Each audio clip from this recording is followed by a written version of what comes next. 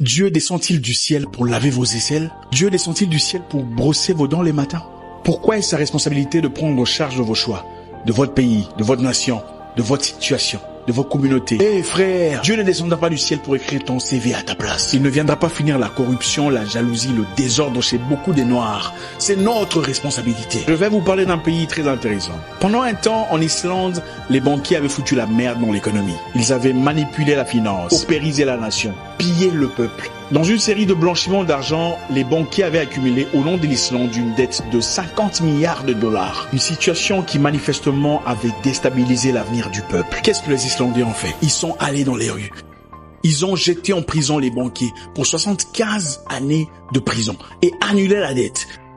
Ils ont pris charge de leur destinée. Pendant ce temps, les Noirs attendent la volonté de Dieu. Et si je vous disais que nous ne sommes pas les seuls à avoir été colonisés? Le Singapour, la Malaisie et la Chine qui a été bombardée par le Japon. La Malaisie a eu son indépendance en 47.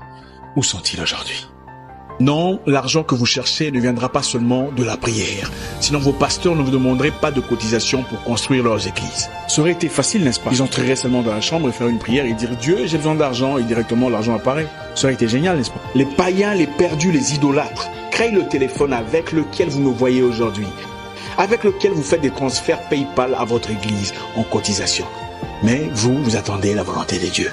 La Chine est actuellement en train de faire des recettes massives. Elle produit 95% des sièges en plastique que vous voyez dans des églises. Les chaises où c'est écrit Jésus-Christ derrière. Il y a Jésus-Christ en Chine. Les Chinois ne sont pas chrétiens, mais la vente est destinée aux Noirs. Parce que les Noirs sont incapables de produire.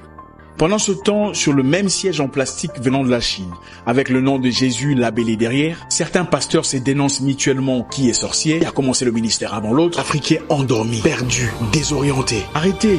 Dieu ne descendra pas du ciel pour vous envoyer un mari parfait, emballé comme un cadeau de Noël. Il vous a déjà donné l'intelligence, la sagesse, de savoir choisir, de savoir percevoir, de voir entre les lignes. Vous sortez avec 17 personnes différentes et aucune de ces relations ne marche. Et puis vous dites que c'est Dieu qui n'a pas voulu. C'est faux, c'est vous qui êtes léger. Dieu a aussi interdit les flirts, les activités sexuelles avant le mariage. Ça n'était pas la volonté de Dieu. Arrêtons de vivre dans l'hypocrisie.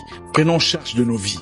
Prenons charge de notre avenir. Finalement, personne ne nous prêche Qui sera la mouche de l'Afrique aujourd'hui pour nous prêcher la positivité, le courage, la bravoure? Qui sera celui-là qui se lèvera? Vous passez des nuits et des nuits à lier des mêmes démons, les mêmes sorciers, les mêmes charlatans, les mêmes esprits de vagabondage, les mêmes esprits de Nabucodonosor. L'Africain doit se battre. Priez pour le salut de votre âme, mais soyons assez braves pour faire face à la réalité.